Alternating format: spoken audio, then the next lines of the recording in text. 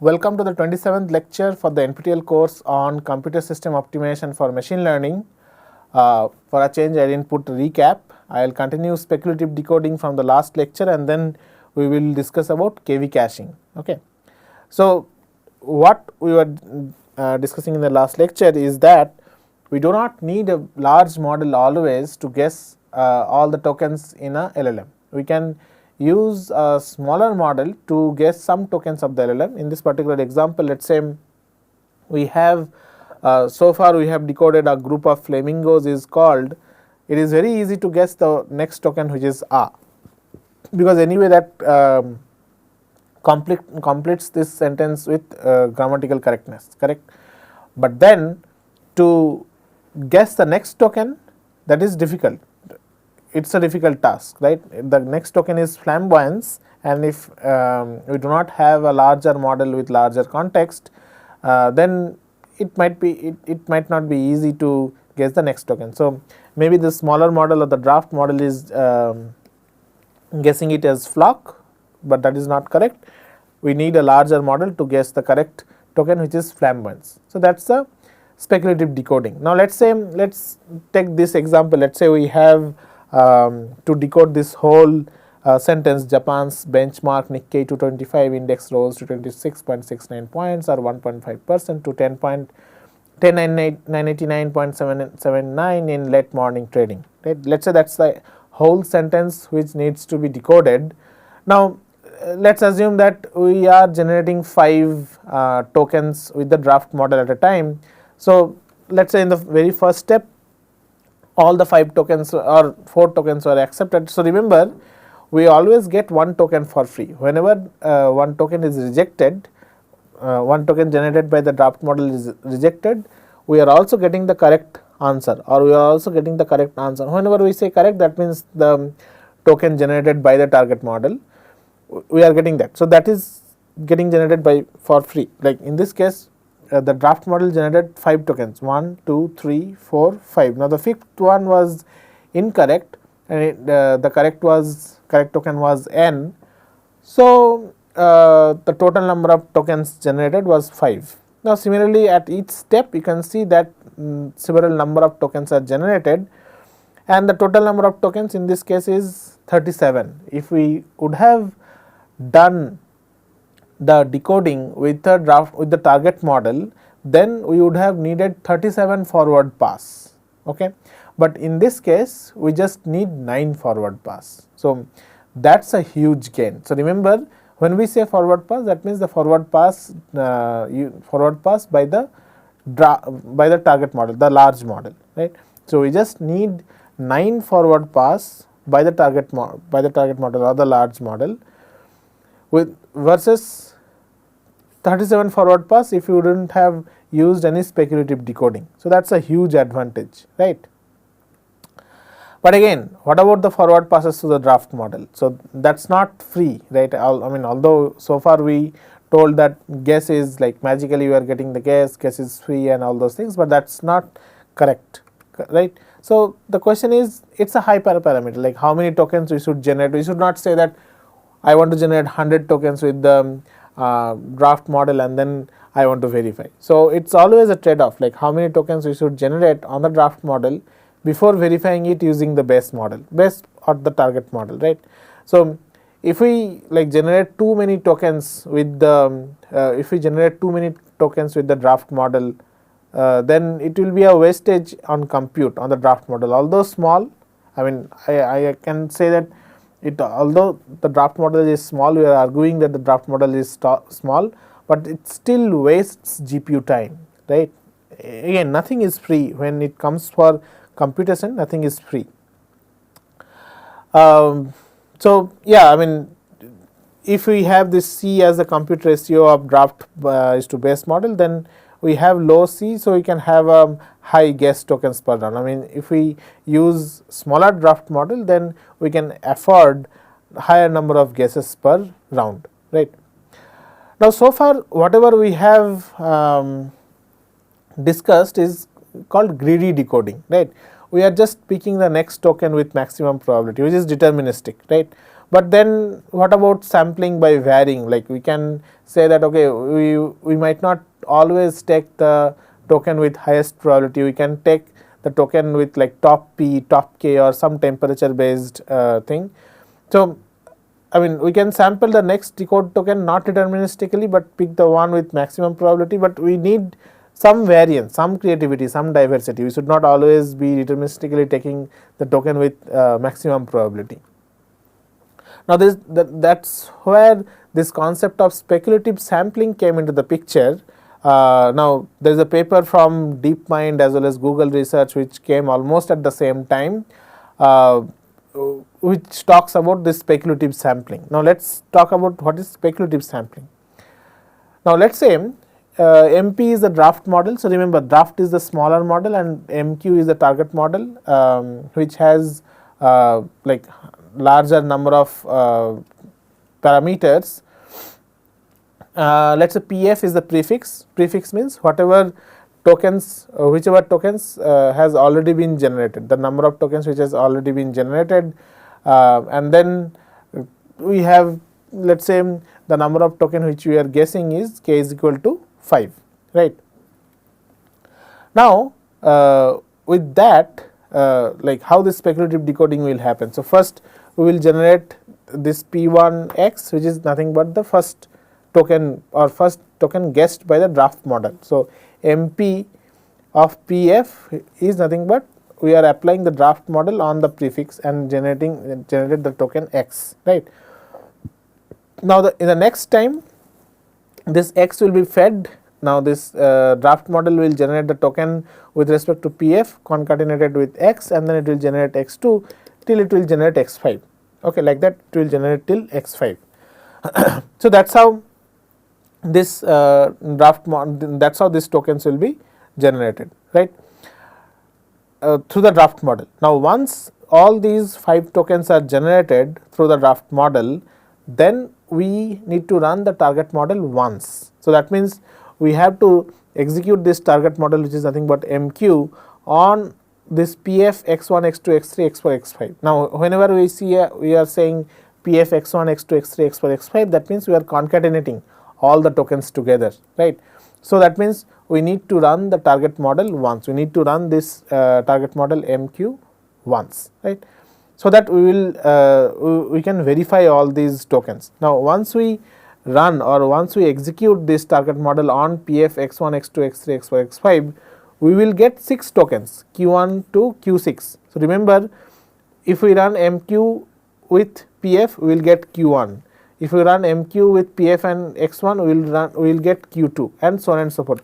But again, I mean, although I just told this sequentially, but it is not happening sequentially. It happens in one forward pass. Okay, you can just apply on the whole sequence PF x1, x2, x3, x4, x5, and then we can generate the entire sequence, or you can generate this all the 6 tokens in one forward pass, right. So, that's the speculative decoding, right. Now, again, those are the distribution at each step over the entire vocabulary. Now, so far what we have seen is like we are doing greedy decoding. If the token decoded by the draft model matches the token decoded by the target model, then we are accepting, otherwise we are rejecting, right. Now, instead what we can do is like we have this token, right. So, let us say this Px, remember this Px is the draft model, Qx is the target model. So, remember LLMs does not actually generate the token, it just says the probability of all the tokens in the vocabulary. We are taking the token with best probability, with the maximum probability, right. So, let us say Px says, let us say these are the tokens generated by the Px with different probability: dogs love chasing after cars. So, the probability is 0.8, 0.7, 0.9, 0.8, 0.7, right. The target model, in the target model, the probability of all these tokens are 0.9, 0.8, 0.8, 0.3, 0.8, right. Now, with that, what we can say that in rejection sampling what is being done. So, if Qx is greater than equals to Px, then you can accept. That means, if the confidence, if the probability of the target model is more than draft model, then we will accept the token. So, you can think it is like teacher and student or the TAs, like sometimes the TAs check the papers, correct, and teachers are probably verifying the instructors are probably verifying whether the TAs are checking correctly or not. Now, let us say the TA says some answer as correct with some confidence. Now, if the teacher or the instructor has higher confidence on the same answer, then most likely it is correct. Then we should accept the answer, right. So, that is the same thing which is happening. So, if Qx is greater than Px, then we should accept, right. But if Qx is less than Px, let us say that is the case where teacher has less confidence than the TA on some answer, right. So, Qx is less than Px, the probability of the target model has less than the probability of draft model, right. Then should we take the answer? Probably no, but then sometimes instructors also do wrong, correct. So, that is when we are saying we can accept with probability Qx over Px, okay, we can accept with a probability Qx over Px. How it works also? So, if Qx is greater than Px, then accept. In dogs 0.9 is greater than 0.8, so we will accept. 0.8 is greater than 0.7, love, we will accept love. Now, chasing, for the token chasing, the target model probability is 0.8, right, but the target model probability in draft is 0.9. So, here Qx is less than Px, but it is close, right. So, if that is the case, we will accept the token chasing with probability Qx over Px, which is 8 over 9, right, which is close to 1. That means there is a high chance that we will accept the word chasing, correct. Now, for the word after, for the token after, you see still this was for chasing, right. Now, for the token after, still Qx is less than Px and the probability is 3 over 8. The Qx over Px is 3 over 8, which is very less than what? Very less than 1 for the word after, right. So, that means we will accept the token after with very less probability, because the target model has very less confidence than the draft model. So, the instructor has very less confidence than the TA itself. So, that means there is a high chance that the token is wrong. So, that is the rejection sampling. So, that is why in this particular case we ended up choosing dogs and love, of course, because their Qx over Px. We chose chasing with a probability 8 over 9, probably in that particular run we ended up choosing it. Now, again, one question is how can we choose one token with probability 8 over 9? We can say that we can generate a random number. If that random number, we can generate a random number between 0 to 1.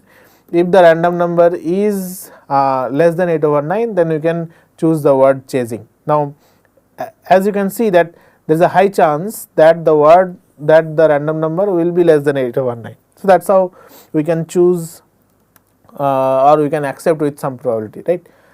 So, in this case we ended up choosing or ended up accepting chasing, and then we rejected after because the probability is very less. Okay. Now, that is how this rejection sampling works. Let's see how this wall time speed up happens. Let us say we have this pre-fill or encoder decoder model. We can say that this k is equal to 0. This yellow part is the target encoder, and if we do not have any speculative decoding, then this is k is equal to 0 means we do not have any speculative decoding enabled. So, that means we are not guessing anything. K is the number of guessed tokens. Okay. So, if that is the case, then this is the whole wall time. Now, with that,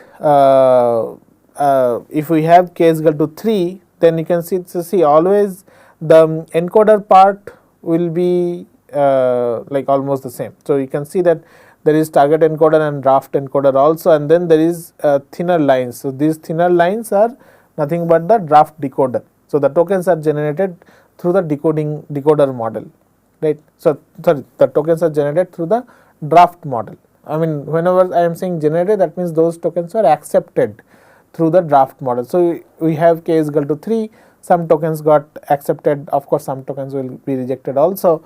So the wall time is less, with k is equal to 7, the wall time will be even lesser. But of course, as I was saying, that it doesn't mean that we will keep on increasing the k to get like lesser and lesser wall time, right. So that's all about speculative decoding. I mean, you should go back and see the lectures or see other materials also to know more about speculative decoding. But overall, I mean, we have a target model, we have a draft model.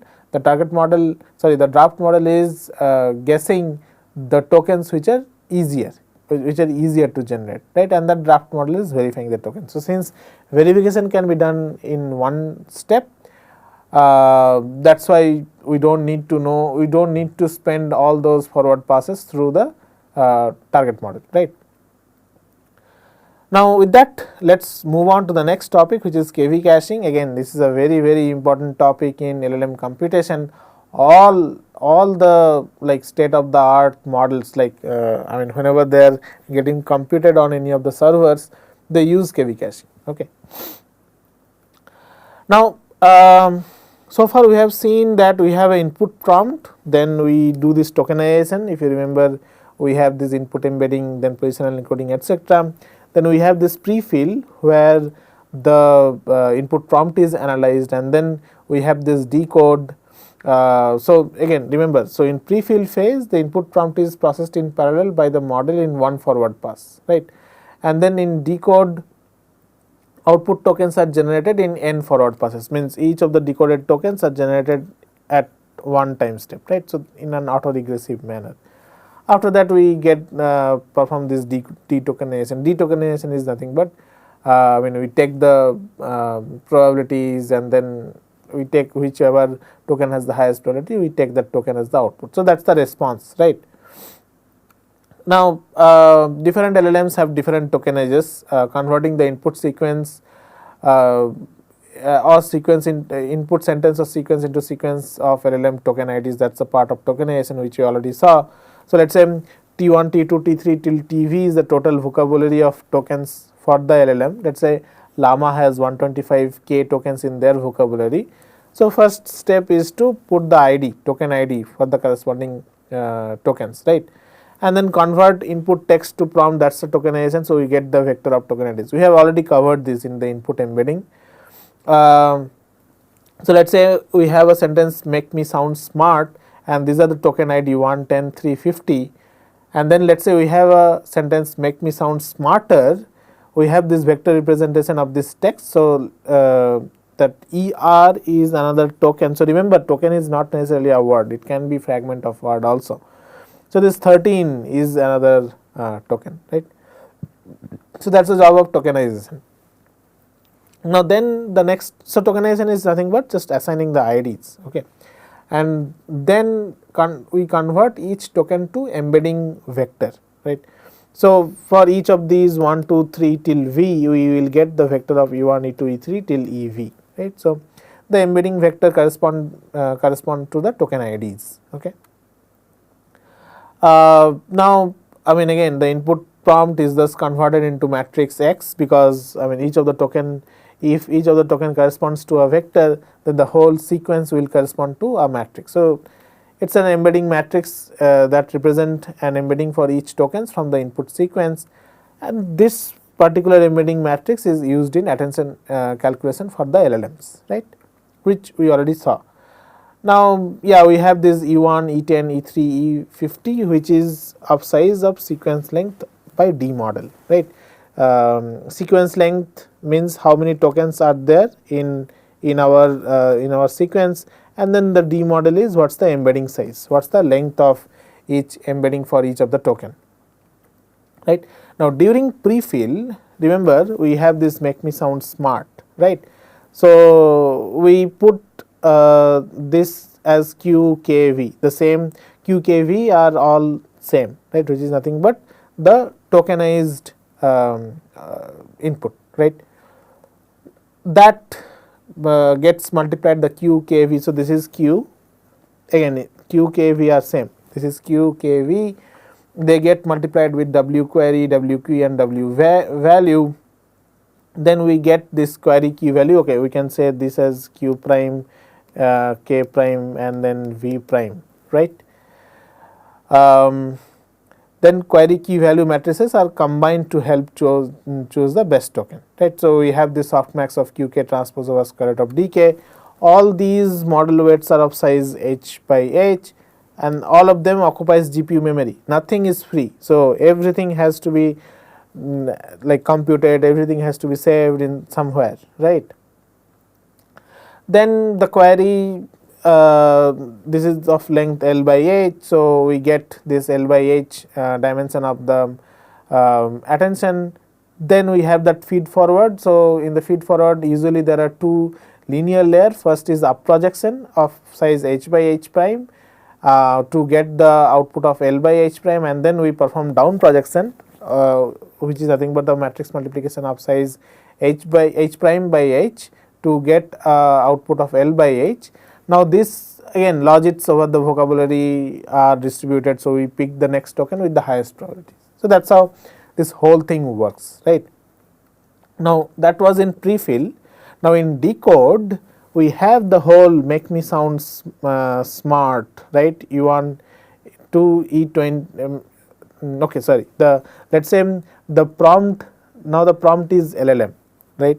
Now during decode we have this as q, okay, and in k and v this make me sound smart LLM, let's say that's just the next prompt that is appended, okay. Now that means the size of this k and v became L plus 1 by h, right. Now again the same thing, the model weights are there, wq, wk, wv will be multiplied to get the query key value to get this L plus 1 by h. Now one very important thing, if you like look carefully, we already computed this query, sorry, the key and value, key value pair for this E1 to E50, right, in the prefill stage, correct. We already computed that. So that's a redundant computation every at every iteration, right. So instead what we can actually do to speed up is to save that key value pair, right. We can save that key value pair and we can just compute the, or we can just do the computation for the new token. We can do the computation only for the new token, or for the k and v only for the new token, like we can multiply this wq and wk and wv for the new token and then we can just append it. So we get the query key and value for corresponding to E20, which is the new token, and then we append the already existing key and value, right. Now of course this key and value which you are talking about, it will occupy the GPU memory, but then we are saving in computation. So remember, if our sequence length is long, we will keep on computing. If we don't save, we will keep on computing the same thing again and again, right. So let's say our sequence is 1000, sequence length is 1000, the output sequence length is 1000, that means this E1 will actually be computed 1000 times. The same thing will be computed 1000 times. Of course that is not like that is very redundant, that is not useful, right. So that's why instead of computing the same thing again and again, we can save it in the memory. So that's called KV cache. Again, one very important thing, whenever we say KV cache, it is not another level of cache in the computer. It's a very like misconception within many people. It's not another hardware, it's not a cache, okay. It's not another cache. Like you cannot say that okay, we have L1, L2, L3 and then KV cache. No, we are saying this term KV cache because we are just saving this key value pair, we are just saving this k and v, but again they are not saved in the cache, they are saved in the GPU memory. We will see like what should be the size of KV cache and all those things, but at the end they are not saved in the cache, they are saved into the GPU memory. Why we are saying the word cache? Because they are saved. Cached means if you remember something, if you save something, that is cached, correct. So that's the concept of KV cache. Now why it is useful? Because remember, now I mean earlier if we don't use KV cache, then our matrix size was L plus 1 by H. Now instead we have just 1 by H matrices to generate 1 by H key and value, which will like generate the exact output. I mean we are not approximating anything, we are just reducing the computation so that the overall computation is faster. But then remember, nothing is free, there is no free lunch. Yes, we reduce the computation, but we have to save this, correct. Now in the next lecture we will see like how much memory we need to occupy to actually save the KV cache. Okay.